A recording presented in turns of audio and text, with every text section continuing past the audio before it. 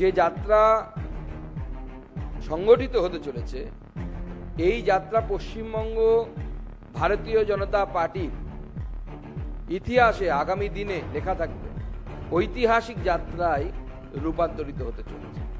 এই যাত্রা কোনো শুধুমাত্র একটি রাজনৈতিক কর্মসূচি নয়, এই যাত্রা পশ্চিমবঙ্গের যে অপশাসনের গ্লানি, সেই গ্লানি মোচনের জন্য একটি ঐতিহাসিক যাত্রায় রূপান্তরিত হতে চলেছে। পশ্চিমবঙ্গের মানুষ পরিবর্তন চাইছে, এ বিষয়ে সেফোলজিস্ট থেকে শুরু করে সাধারণ ব্যক্তি কারো মনে কোনো সন্দেহ নেই। মানুষ বিভিন্ন জায়গায়, আজকে আমি নিজে ভবানীপুরে ছিলাম, মানুষের চোখে মুখে বোঝা যাচ্ছে মানুষ পরিবর্তন চাইছে, এমনকি ভবানীপুরের মতো জায়গায় পরিবর্তন চাইছে। কিন্তু মানুষের মুখে যে বাক স্বাধীনতা প্রয়োজন, যে সাহস দরকার, যার মধ্য দিয়ে সেটাকে ব্যক্ত করবে তার মনের ভাবনাকে, মানুষের যে মনের মধ্যে আশঙ্কা যে আমরা ভোট কেন্দ্র পর্যন্ত পৌঁছতে পারবো তো, আমাদের ভোটটা ঠিকঠাক হবে তো। গ্রামে গেলে আমাদের নেতাদের কাছে প্রশ্ন শুনতে হয়, আমরা তো ভোট দিচ্ছি, আপনারা গুনে নিতে পারবেন তো? গ্রামের লোকেরা এই ভাষায় কথা বলেন। সেই সমস্ত সন্দেহের অবসান, যাদের মুখে ভাষা নেই প্রতিবাদের, সেই প্রতিবাদের মুখের ভাষা দেওয়ার জন্য এই যাত্রা।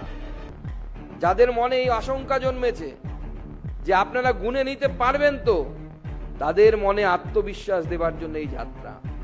যাদের মনে এই আশঙ্কা এসেছে আমরা ভোট কেন্দ্র পর্যন্ত পৌঁছতে পারবো তো, তাদের মনে আত্মবিশ্বাস দেওয়ার জন্য, তাদের সাথে থাকার জন্য যে ভারতীয় জনতা পার্টির কর্মীরা আছে তার জন্য এই যাত্রা।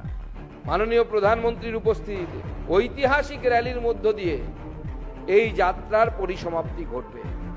অতএব এই ঐতিহাসিক যাত্রা আগামী দিনে বাংলায় যে পরিবর্তন আসতে চলেছে, সেই পরিবর্তনের পথপ্রদর্শক হবে।